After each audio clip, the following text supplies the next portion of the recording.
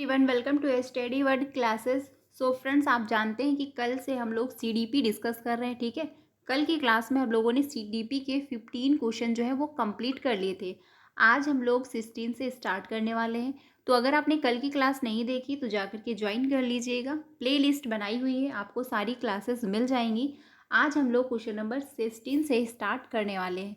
ये क्लास आपको डेली 3 बजे मिलती है, तो आप इसको डेली ज्वाइन कर सकते हैं, जहाँ पर हम लोग पेपर 1 एंड पेपर 2 दोनों की प्रिपरेशन कर रहे हैं। और वहीं पर जो 5 बजे क्लास होती है उसके लिए हम लोग पेपर 2 के लिए हम प्रिपरेशन करते हैं, तो वो भी आप लोग ज्वाइन हो सकते हो। तो चलिए फिर क्लास को कंटिन्यू करते हैं। चैनल पे पहली बार आए हो तो प्लीज़ वीडियो को लाइक करके चैनल को भी सब्सक्राइब कर लीजिएगा, सो दैट आपको टीचिंग से रिलेटेड सारी ऑफिशियल अपडेट जो होती है वो टाइम से मिल जाती है। तो फिर चलिए आज की क्लास को कंटिन्यू करते हैं। पहला है क्वेश्चन आज का, इसमें कहा गया है कि समावेशी शिक्षा किन अभ्यर्थियों यानी किन विद्यार्थियों की ज़रूरतों को पूरा करती है।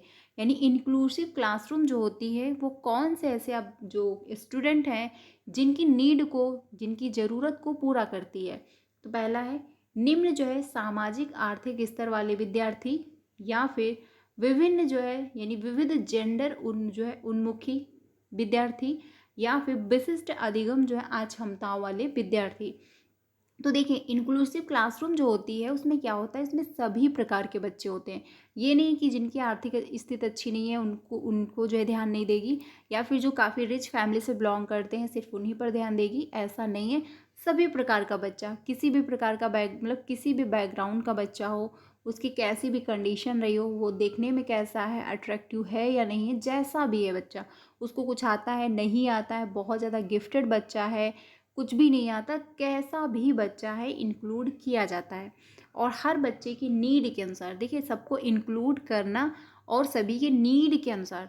जैसे मान के चलिए जो है कुछ ऐसे बच्चे होंगे जो बैकग्राउंड जिनका अच्छा नहीं होगा, ठीक है, पिछड़े जो है बैकग्राउंड से होंगे, उनको ज़्यादा रिसोर्स उपलब्ध नहीं होंगे, तो हम उनको उस हिसाब से ट्रीट करेंगे। कुछ बच्चे होंगे जिनको कुछ भी मालूम नहीं होगा, तो हम उनको उस हिसाब से बिल्कुल जीरो बेसिक से लेकर चलेंगे। और जिन बच्चों को थोड़ा बहुत आता होगा हमको उनको क्या है उस हिसाब से लेकर आगे जो है प्रोग्रेस करवाएंगे। यानी बच्चे की नीड के अनुसार हमको ध्यान में रखते हुए कि बच्चा किस लेवल पर है, कैसे उसका हम प्रोग्रेस कर सकते हैं, इन सभी बातों को ध्यान में रखते हुए हम बच्चे को क्या है इंक्लूड करते हैं। जो है इंक्लूसिव क्लासरूम का यही मतलब है कि हर प्रकार का बच्चा इंक्लूड होगा, और हम किसी भी प्रकार के बच्चे के साथ भेदभाव नहीं करेंगे। तो इसमें सभी ऑप्शन क्या है सही हो जाएंगे। तो क्वेश्चन होगा यानी कि क्वेश्चन नंबर 16 का आंसर 4 सही हो जाएगा, यानी फर्स्ट भी सही है, सेकंड भी सही है, और थर्ड भी ऑप्शन सही हो जाएगा। नेक्स्ट पे चलते हैं, अगला क्वेश्चन है, क्वेश्चन नंबर 17 है कि निम्नलिखित में से कौन सी विकलांगता जो है सामाजिक संप्रेषण के क्षेत्र के लिए प्रत्यक्ष रूप से चुनौती देती है।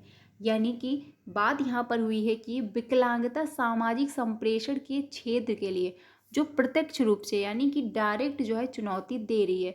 तो पहला है ऑप्शन स्वालीनता होगा, या फिर गुणज वैफल्य। तो गुणज वैफल्य क्या होता है, इसमें कहा जाता है जैसे मान के चलिए किसी बच्चे को कैलकुलेशन में प्रॉब्लम हो रही है, मैथ में उसको प्रॉब्लम है, गिनती में काउंटिंग में प्रॉब्लम हो रही है, तो ये जो है ऑप्शन हो सकता था। इसमें क्या है कैलकुलिया हो जाता है, डिसलेक्सिया। अब अगला है लेखन वैफल्य, यानी कि जो है डिस्ग्राफिया, लिखने संबंधी विकार है, तो ये भी नहीं है। यहाँ पर जो है विकलांगता सामाजिक संप्रेषण, यानी कि कैंडिडेट को या फिर अभ्यर्थी को लोगों से बातचीत करने में जो अनकंफर्टेबल महसूस होता है, वो अच्छे से लोगों से घुल मिल नहीं पाता है।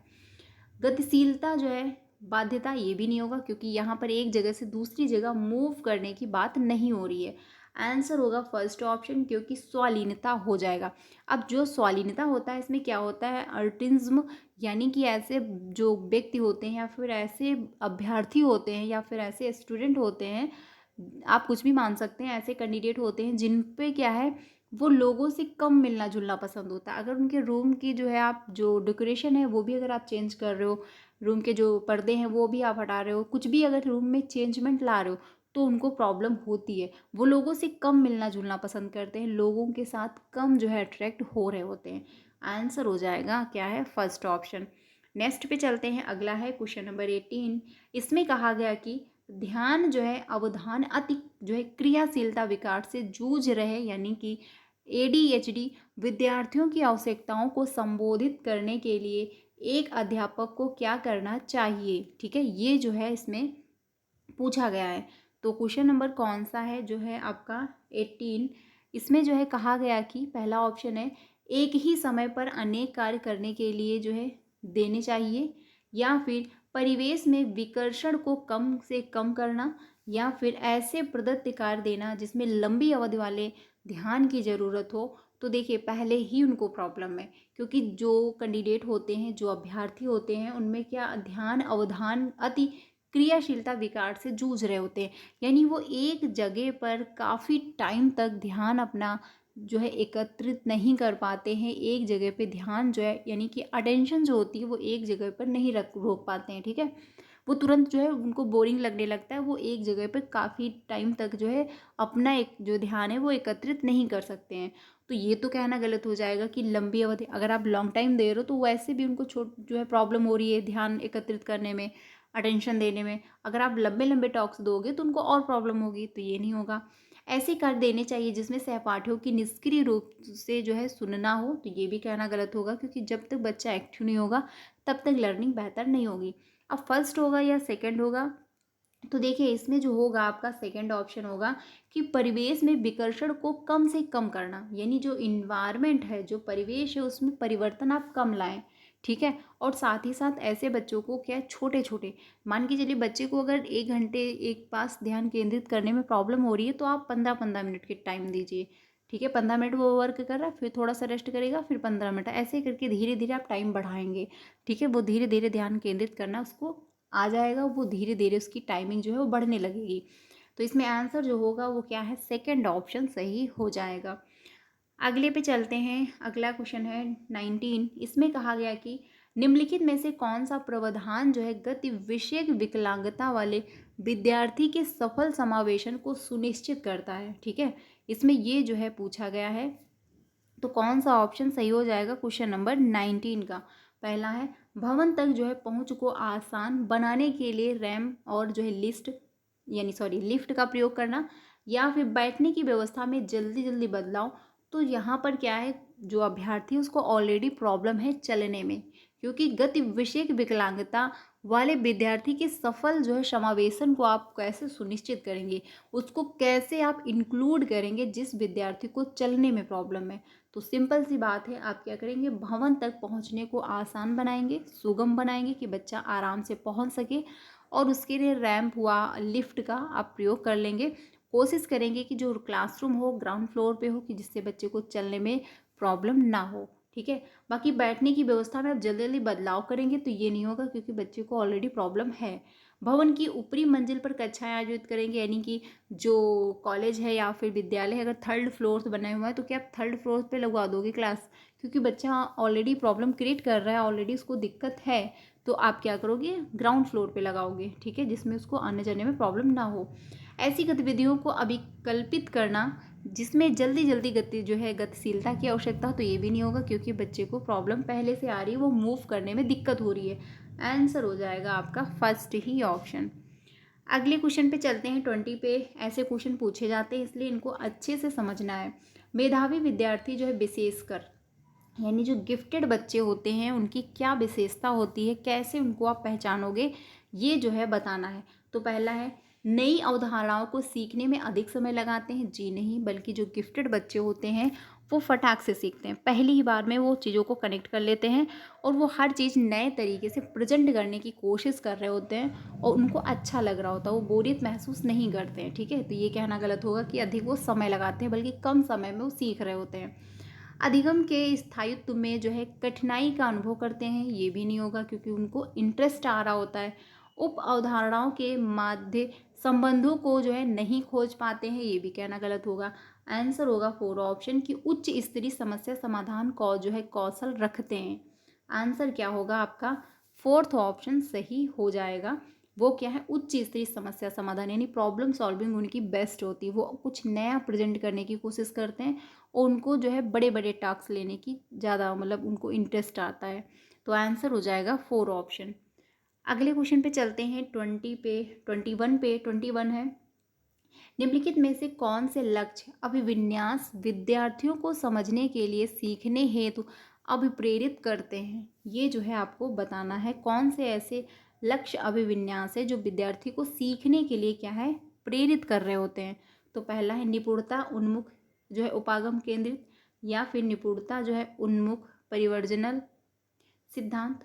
तो इसमें आंसर होगा आपका फर्स्ट ऑप्शन, क्योंकि मास्टरी गोल्स जो होते हैं, मास्टरी ओरिएंटेशन जो है अप्रोच, ये आपके बेस्ट होते हैं। मास्टरी गोल्स इसलिए बेस्ट होते हैं क्योंकि इसमें बच्चा जो है कुछ नया सीख रहा होता है और उसको इंटरेस्ट भी आ रहा होता है। वो जो है ये पेपर पेंसिल टेस्ट के लिए नहीं पढ़ता है, वो इसलिए नहीं पढ़ता है कि मेरे अच्छे नंबर आएँ, बल्कि वो इसलिए पढ़ रहा होता है कि मुझे ये सब कुछ आना चाहिए। ठीक है, वो जो है उसको इंटरेस्ट आ रहा है, उसको वो चाहता है कि मुझे सब कुछ नॉलेज हो इस बारे में, इसलिए वो पढ़ रहा है। तो ये क्या है, लॉन्ग टाइम चलेगा। जैसे कि आपको म्यूजिक बजाना पसंद है, अब इसके लिए कोई पैसे दे रहा तो भी अच्छी बात है, नहीं दे रहा तो भी अच्छी बात है। तो आप क्या करोगे, उसको उसके बारे में डिटेल में जानने की कोशिश करोगे कि यस इसको हम कैसे बजा सकते हैं, कैसे हम और अच्छी इस पर जो है प्रैक्टिस करें तो और बेस्ट होगा। तो इसमें क्या है, आपको इंटरेस्ट आ रहा है। ठीक है, आप इसके लिए नहीं कर रहे हो कि मुझे इसके पैसे, इसके बदले क्या है पैसे मिलेंगे। तो ये क्या है, आंसर हो जाएगा आपका फर्स्ट ऑप्शन। अगले क्वेश्चन पे चलते हैं 22 पे। 22 है कि निम्नलिखित में से कौन सा मिलान जो है विशिष्ट संदर्भों में विद्यार्थियों द्वारा अनुभव की जाने वाली जो है भावनाओं की संभावना का सही मिलान है। ठीक है, ये जो है बताना है क्वेश्चन नंबर 22 का। तो 22 का पहला है कुंठा, तब गतिविधि को कम महत्व दिया जाता है और विद्यार्थियों का अधिगम पर कम नियंत्रण होता है।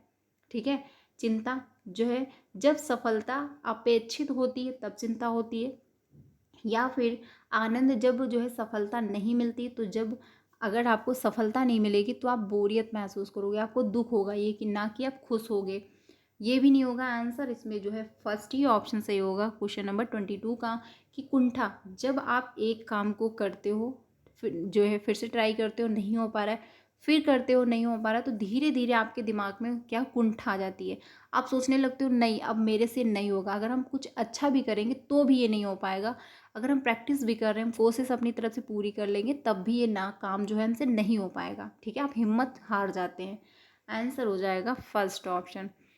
अगले क्वेश्चन पे चलते हैं 23 पे। 23 है कि रजन एक जो है स्कूल अध्यापक है, अपने विद्यार्थियों में अधिसंज्ञानात्मक कौशलों के विकास को जो है सुसाधित करना चाहता है।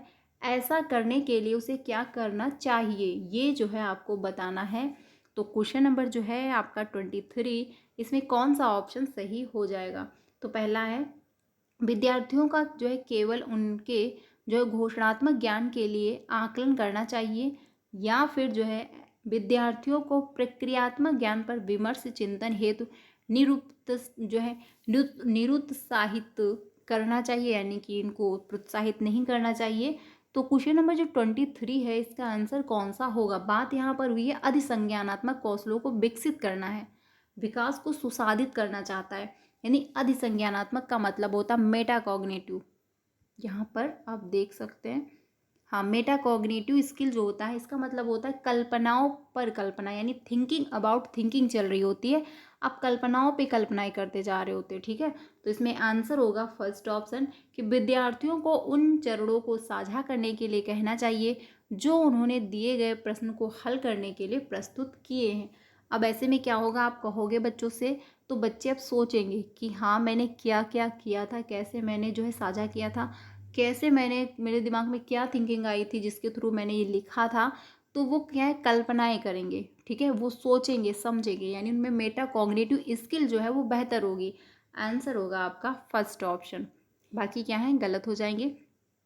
ज्यों का त्यों दोहराओगे तो इसमें आपका कोई मेटा कॉग्निटिव स्किल डेवलप नहीं होगा, बल्कि क्या है आप कॉपी करोगे। आंसर हो जाएगा फर्स्ट ऑप्शन।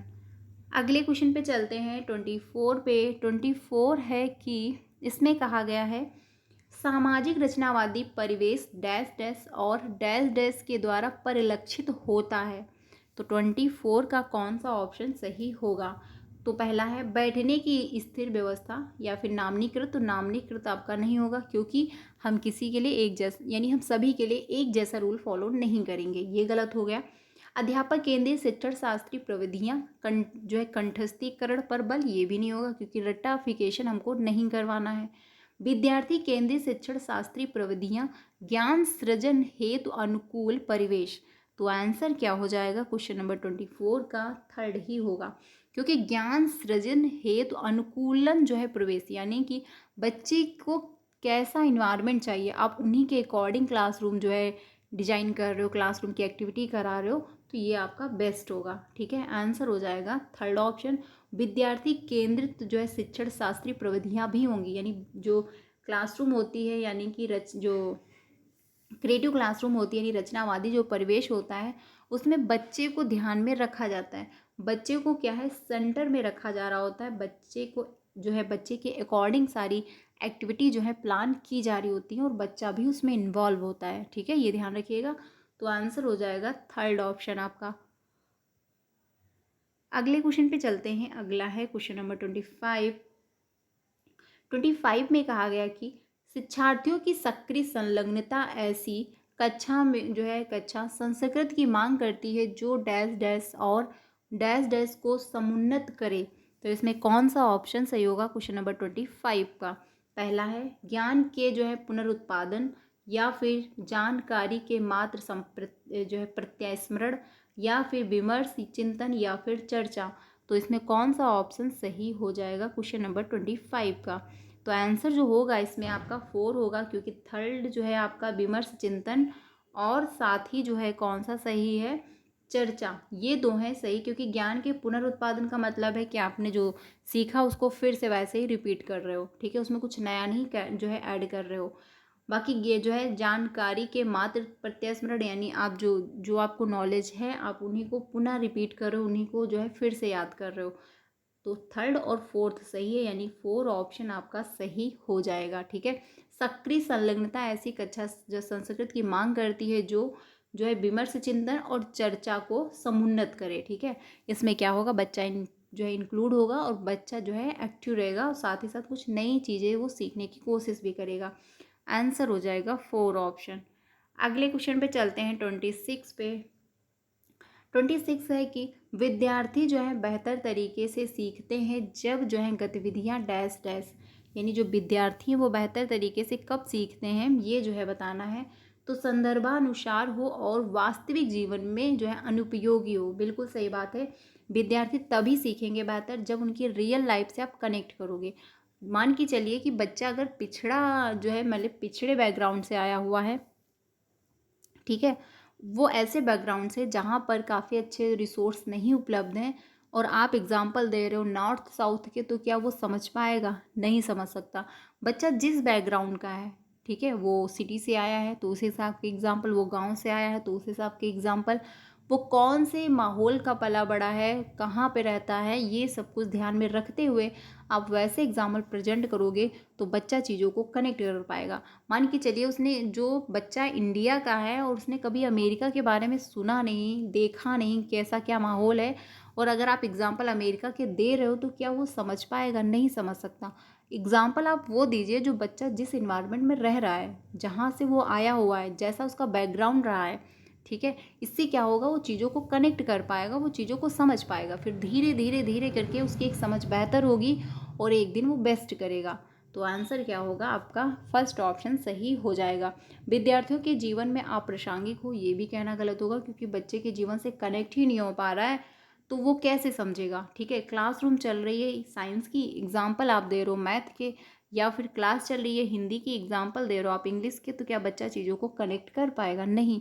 जो क्लास चल रही है आप उसी के एग्जाम्पल दीजिए, उसी से कनेक्ट करिए। आंसर जो होगा फर्स्ट ऑप्शन आपका सही हो जाएगा।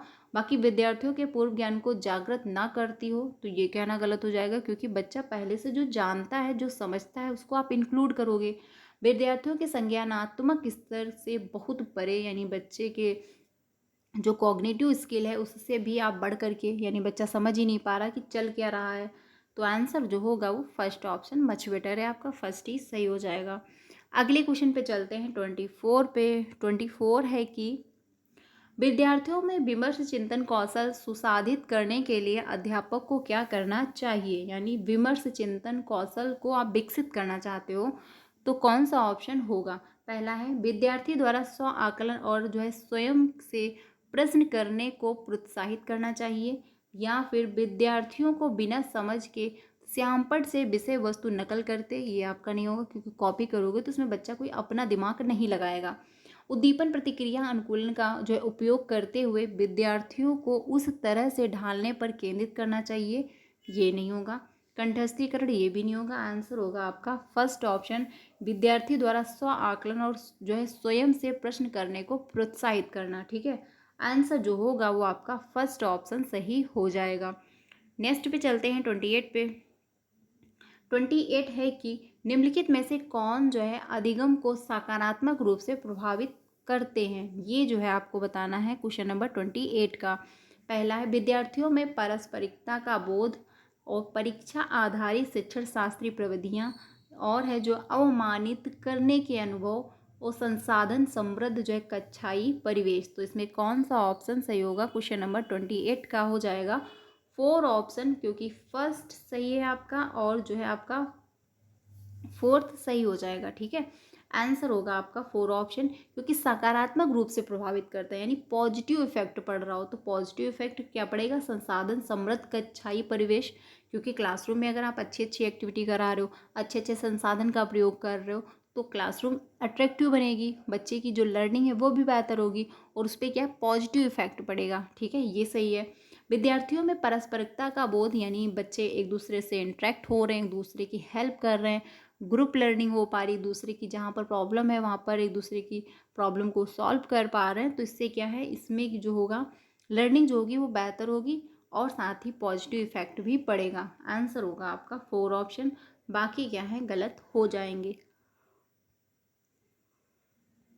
अगले क्वेश्चन पे चलते हैं 29 पे। 29 है, इसमें कहा गया है कि अध्यापक को विद्यार्थियों द्वारा बार बार की गई त्रुटियों के प्रति किस तरह का व्यवहार करना चाहिए। यानी बच्चा एक ही गलती को बार बार रिपीट कर रहा है तो आप कैसा जो है बिहेव करोगे उसके साथ। ठीक है, तो पहला है बिना किसी टिप्पणी के सही उत्तर बता देना, यानी आप बच्चे से पूछोगे नहीं कि आखिर आपको प्रॉब्लम क्या है, क्या जो है समस्या आ रही है, कहाँ पर आपको प्रॉब्लम हो रही है, कहाँ पे आप क्वेश्चन को नहीं समझ पा रहे हो, कहाँ पे आप चीज़ों को कनेक्ट नहीं कर पा रहे हो, बल्कि क्या करोगे सीधे क्वेश्चन का आंसर दे दोगे। ऐसा आपको नहीं करना है। ठीक है, त्रुटियों का जो है नितांत रूप से विश्लेषण करना चाहिए और तदनुसार मदद देनी चाहिए। बिल्कुल क्या है करेक्ट है, क्योंकि आप समझोगे बच्चे को प्रॉब्लम कहाँ पे हुई है, जो प्रॉब्लम हुई आप उसको विश्लेषण करोगे, यानी कि अच्छे से एक्सप्लेन करोगे, फिर क्या है बच्चों को मदद दोगे कि अगर बच्चा खुद से कर पा रहा है तो बेस्ट है, नहीं कर पा रहा है तो आप उसको थोड़ी सी मदद दे दोगे, जिससे क्या होगा बच्चा खुद से करेगा, खुद का अपना दिमाग लगाएगा और हो सकता है आप जो प्रॉब्लम है आप उसको एक्सप्लेन कर दो, यानी कि अच्छे से डिटेल में जो है बच्चे को समझा दोगे, तो क्या होगा बच्चा हो सकता है खुद से सॉल्व कर पाए। ठीक है, तो आंसर जो होगा वो सेकंड ऑप्शन सही होगा। सीधे सपाट जो है तरीके से अंक काट देना चाहिए, जी नहीं, आप उसके नंबर क्यों काटोगे, आप उसकी हेल्प करिए। नकारात्मक पुनर्बलन, आप जो है निगेटिव जो है आप उसको पुनर्बलन दे रहे हो, तो ये भी आपका नहीं होगा, बल्कि पॉजिटिव थिंकिंग हमको रखनी है और पॉजिटिव तरीके से बच्चे को प्रेजेंट करवाना है। ठीक है, आंसर हो जाएगा आपका सेकंड ऑप्शन। अगले क्वेश्चन पे चलते हैं 30 पे। 30 है कि निम्नलिखित में से किसके द्वारा विद्यार्थियों में समस्या समाधान कौशलों का जो है संवर्धन किया जा सकता है, यानी कि प्रॉब्लम सॉल्विंग को कौशल जो है उनको संवर्धन किया जा सकता है। तो पहला है कार्यात्मक स्थिरता, ये नहीं होगा। अभिचारी चिंतन, तो इसमें क्या होता है क्लोज एंडेड क्वेश्चन पूछे जाते हैं ना कि ओपन एंडेड, तो ये भी नहीं होगा। प्रतिक्रिया समुन्नत, एक ही जैसे आप रिपीट करते जा रहे हो, जी नहीं, आंसर होगा आपका 4 खोजबीन का प्रयोग, यानी अन्वेषण करना, बच्चा खोज करेगा, कुछ नया प्रेजेंट करेगा, प्रॉब्लम सॉल्व करने की कोशिश करेगा, तो उसमें जो प्रॉब्लम सॉल्विंग स्किल है वो उसकी बेहतर होगी। ठीक है, आंसर हो जाएगा आपका 4 ऑप्शन। मान के चलिए अगर बच्चा खुद से खोज नहीं कर रहा है, वो कुछ नया क्रिएट करने की कोशिश नहीं कर रहा, प्रॉब्लम को सॉल्व करने की कोशिश नहीं कर रहा, वो समझ नहीं रहा कि आखिर प्रॉब्लम आई कहाँ से है, हम इसको कैसे सॉल्व कर सकते हैं, तो वो प्रॉब्लम को सॉल्व नहीं कर पाएगा। ठीक है, इस वजह से आंसर जो होगा आपका 4 ऑप्शन मच बेटर है, 4 ऑप्शन सही हो जाएगा। तो फ्रेंड्स आज के लिए इतना ही रखते हैं, कल हम लोग जो है हो सकता है आपको कंटेंट की क्लास मिले या फिर हम लोग PYQ ही करें, वो आपको क्लास मिल जाएगी। क्लास कैसी लगी वो कमेंट में बताइएगा। बाकी कोई भी डाउट है तो आप लोग कमेंट में पूछ सकते हो। क्लास अच्छी लगे तो लाइक कर दीजिएगा। 3 बजे डेली मेरे साथ ज्वाइन होइएगा। आपका पेपर 1 हो या फिर पेपर 2 हो, दोनों अच्छे से क्वालिफाई हो जाएंगे। बाकी क्लासेस भी मिलती हैं और साथ ही साथ सारी अपडेट मिलती है टीचिंग से रिलेटेड। तो आप जो है चैनल को भी सब्सक्राइब कर सकते हो। वीडियो अच्छी लगे तो लाइक करके अपने सारे फ्रेंड को शेयर भी कर दीजिएगा। मिलते हैं नेक्स्ट वीडियो में। Thank you.